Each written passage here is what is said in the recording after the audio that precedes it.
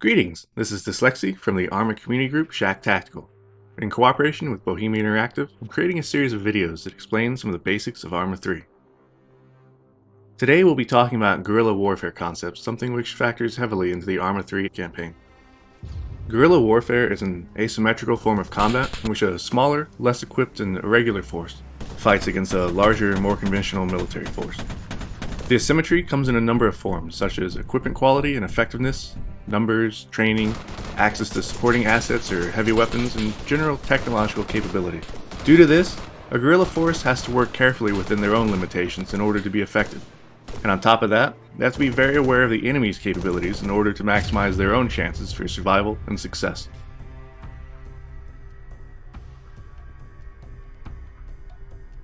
The equipment disparity between guerrillas and conventional forces is often vast. In Arma 3, the conventional military benefits from many technological edges.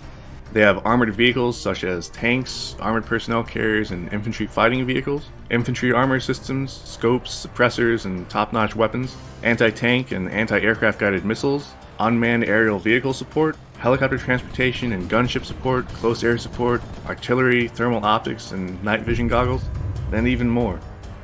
Guerrillas, on the other hand, can't expect to have that kind of firepower or technology. They operate with more basic weapons. If they want the fancy stuff, they have to capture it from the enemy. Transportation is often in civilian vehicles, and the best they can hope for is to mount something like a 50 caliber machine gun onto a truck bed and try to use that as a mobile heavy machine gun. Aircraft and armored vehicles are generally out of the question, and equipment capable of fighting back against such assets is often limited. If a guerrilla force went toe-to-toe with a conventional force, the outcome would inevitably be a total, crushing defeat for the guerrillas, and thus they do everything in their power to avoid this.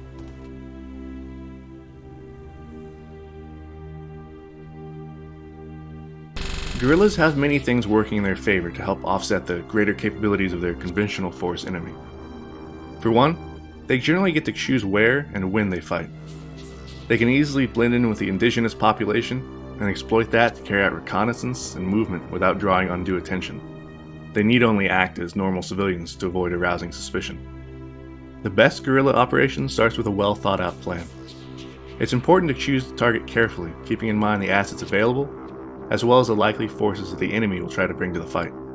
Having the right gear is important. You can't raid an enemy outpost that has on-call helicopter gunship support if you don't have a way to mitigate that threat.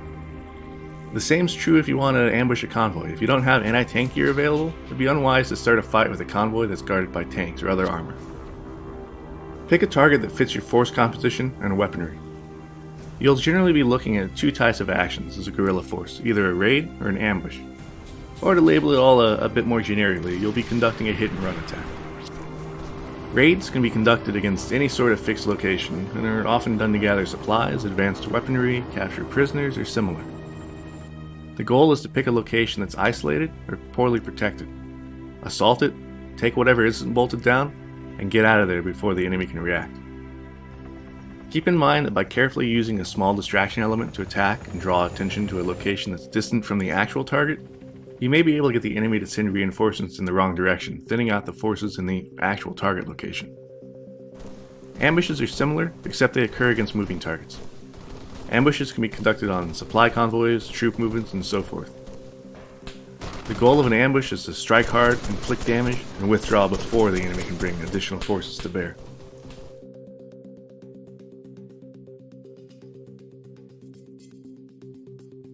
Surprise is essential. The shock of sudden, unexpected contact gives the guerrillas an advantage that takes time for the conventional force to properly react to. Being able to move to within close range of the enemy and open fire without them ever suspecting you were there is a massive force multiplier. Surprise is so significant, in fact, that many operations should be outright aborted if it isn't achieved.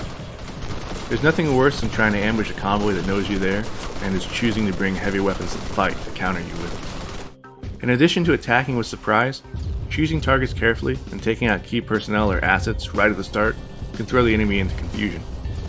Targeting leaders, special vehicles, heavy weapons, and other important enemy forces can greatly magnify the chaos of an unexpected attack and make it that much easier for the guerrilla force to emerge victorious. Speed is likewise a major factor. As soon as contact is made, be that by friendly or enemy forces, the clock is ticking.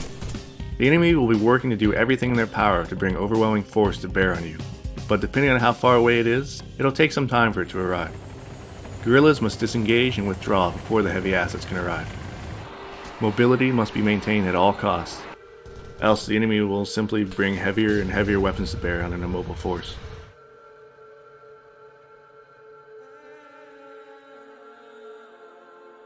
In the event that a guerrilla force is able to overwhelm a position and occupy it, exploitation of the target site must happen rapidly. What this means is that everyone needs to scavenge valuable supplies as quickly as possible before executing withdrawal. Search for heavy weapon systems, anti-tank or anti-aircraft launchers, medical supplies, night vision goggles or weapon scopes, and anything else that can prove helpful to your cause. Before you leave, it's a good idea to set some traps for the enemy, ones which their reinforcements will hopefully trigger. If mines are available, placing them throughout the area will cause enemy casualties, or at the very least, delay their efforts at resecuring the site. Anti-vehicle mines placed some distance away from the site, located on roads that are likely to be traveled by reinforcements, can also be a great way to inflict further damage. The withdrawal plan is important to have rehearsed in advance. Each guerrilla must know what the conditions are to begin leaving the area, and how to go about that. This may be conditional, such as withdrawing when a given objective has been met, or it may be time-based, after X many minutes withdraw regardless of anything else. It's usually a combination of time and objectives, with time being the deciding factor. When withdrawing, it's often beneficial to split into small groups that each use different routes to exfiltrate the area. Having hidden caches to temporarily store weapons and gear can help the guerrillas to blend in even better on their way out. If enemy helicopters are searching the area, their rules of engagement will likely prevent them from engaging unarmed civilians moving in small groups. The weapons and gear can be recovered later once the search has been called off and their risk diminished. Ultimately, guerrillas will return to their bases to rest, rearm, and plan for upcoming operations. These bases should be scattered and well camouflaged, changing locations frequently to avoid discovery. Camouflage netting, overhead covers such as trees, and remote positioning can help to avoid unwanted discovery.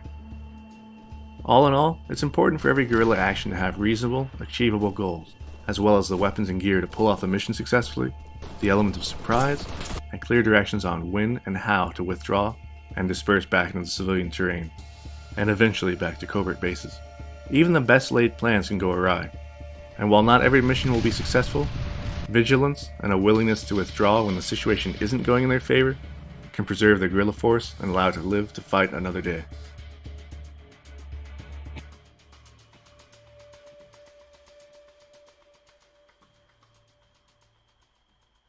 If you'd like to know more about guerrilla tactics, I recommend checking out my Arma 3 Tactical Guide, which you can find on the Bohemia Interactive store.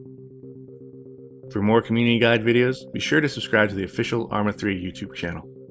For other Arma 3 updates, keep track of the official website, Facebook, and Twitter pages. If you like more in-depth tutorial and multiplayer gameplay of Arma 3 and the previous Arma games, I'd recommend you check out my channel here. This is deslyecxi, and keep fighting the good fight.